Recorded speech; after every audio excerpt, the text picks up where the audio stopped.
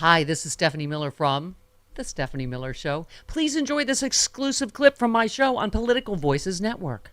I love this headline. Speaker Hakeem Jeffries, House Republican, says she's worried Democrats will retake the House before the election. Yay! Yes, yes, yes, yes. Hey, they only need two more. I know. I mean, it really is pretty extraordinary. So Mike Gallagher, Ken Buck, so this was Claudia Tenney, Republican of New York, said, we're perilous. We could end up having Speaker Hakeem Jeffries in the interim here while we're waiting for special elections. I mean, Mike Gallagher did that on purpose, right? To make sure they couldn't fill the seat. Yeah, he did. He did it. He did it after careful study of Wisconsin election laws. Mike Gallagher's an interesting case. A year and a half ago, he was a real rising star. He was going to run against Tammy Baldwin, and it was going to be a 50-50 election.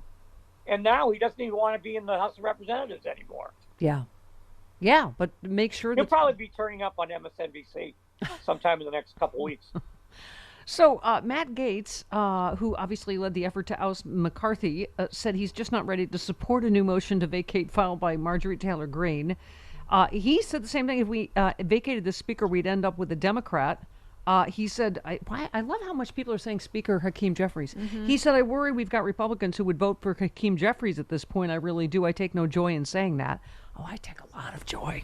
Greene said her motion to vacate was okay. I take enough joy in saying that for the both of us. Me too.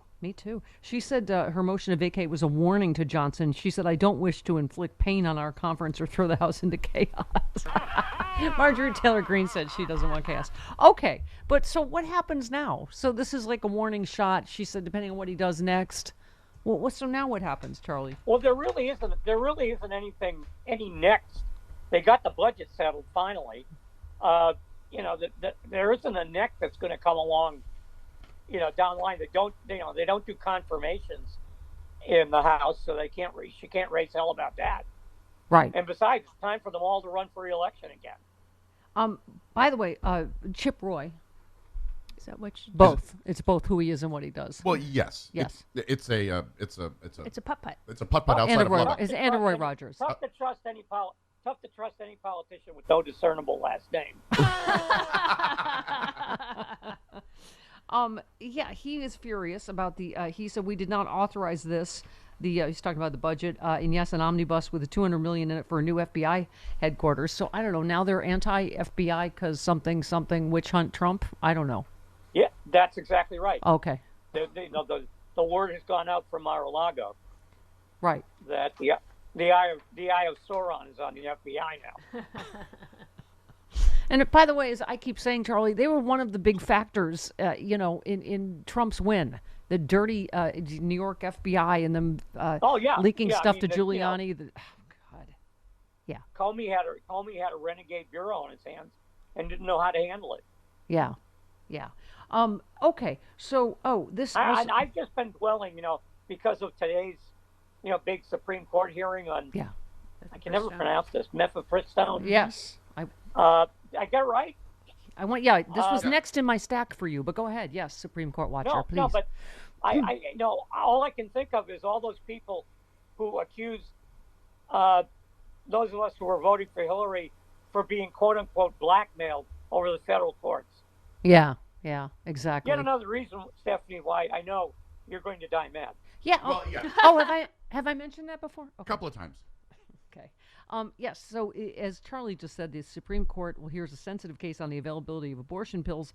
They may ultimately decide to, of course, restrict their access. It will impinge on scientific authority of the FDA in unprecedented and inconsequential ways. While the case specifically deals with access to mifepristone, am I saying that right? Yep. The first of two pills taken in medication abortion. A broad ruling could threaten access to a number of other drugs used for a wide variety of conditions. Hello, slippery slope. Yeah. So it's now, by the way, nearly accounts for nearly 2/3 of all abortions. It is deemed safe and legal in dozens of other countries. But here we go with this Supreme Court, right, Charlie? Like, who knows? Well, the feeling is the Fifth Circuit Court of Appeals, which is, a reptile house on its best day, has already narrowed Judge Kaczmarek's original ruling. Yeah. They've simply taken out can't be prescribed mifepristone telecommunications. Right. Yeah. So it's possible the Supreme Court will leave the Fifth Circuit ruling as law, which is to restrict access but not ban it. And I am absolutely sure that there's not a majority on that court for screwing up the FDA's, drug approval plan, which is what a sweeping decision would do. Oh, God, and by the way, I don't think that they're even that crazy. This headline: the far-right couple could be the next Clarence and Ginny Thomas. Oh, just what we need. So you're talking about the Supreme Court thing, blah blah blah. A case in which far-right Christian fundamentalists and anti-abortion activists are challenging access to the mifepristone. These fundamentalists are claiming the FDA should never have approved it, a claim that far-right Judge James Ho, a Donald Trump appointee to the Fifth Circuit, agreed with when he ruled to restrict the drug. He has strong ties to the anti-abortion movement. He's married to Allison Ho, an anti-abortion activist. Yeah, and so they're already comparing them to, Yeah, there's always another one coming along behind. Yeah. Mm-hmm. Well, that's the assembly line of wingnut nuisances is endless. Yeah. That's why I said, Chris, earlier that our justice seems so capricious. The word of the day here on the Stephanie Miller Show. Because we have to wonder, where is there a right-wing hack activist appointed by Trump, right, to know what kind of ruling we're going to get? That's, it's an extraordinary mechanism that they've built up over the last 30 or 40 years. And in one sense, it's a marvel of engineering. In the other sense, it's a real threat to the country. Yeah, exactly. All right, just since you brought up Ronna McDaniel and being super bad at elections, Donald Trump is making clear what type of candidates he prefers. I'm not sure. It's kind of, they're a big bag of rats. Fight. You're all equally awful. I feel like Donald Trump and Ronna McDaniel are pretty much responsible for them losing every election since 11 billion years ago. Trump making clear what type of candidates he prefers by endorsing a accused wife beater who recently made offensive comments about contraception for an Arizona county race. Have you heard this? He's waded into he's a contraception mocking accused wife beater. Mm-hmm. State Senator Sonny Borelli, who's running for Board of Supervisors. He's a 2020 election truther. Okay. He is an unnamed cybersecurity expert told him that data and equipment used in the two election cycles had been altered in a way that was undetectable. Oh, you see, Charlie's by fairies or something. That's why you can't. Sonny Borelli. Yeah. Was he running from the pages of an Elmore Leonard novel? He helped block a legislative priority of Governor Katie Hobbs by refusing to allow a vote on codifying access to birth control as a right in Arizona. He said, like I said, Bear invented aspirin, put it between your knees. Oh, that old joke. That's funny. He's been hounded for years by allegations he punched his ex-wife in an altercation witnessed by her son, who claimed he saw Borelli strike her 3 times in the face with a closed fist, knocking her into a video poker machine. Lovely. Okay. Is it me, or are there an inordinate amount of domestic violence? Certain? Pardon?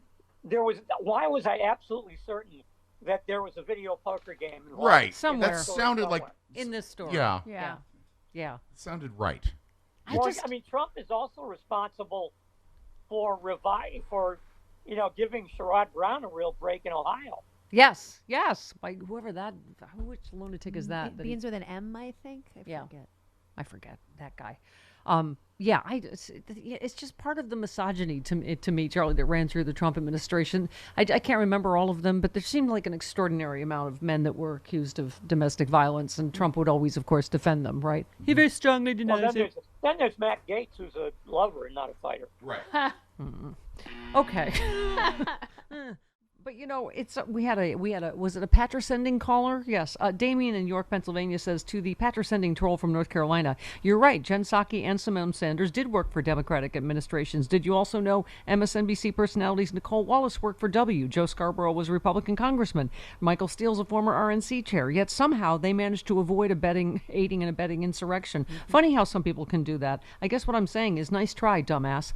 Well, yeah, but they also managed to bury their own past, which is another discussion entirely.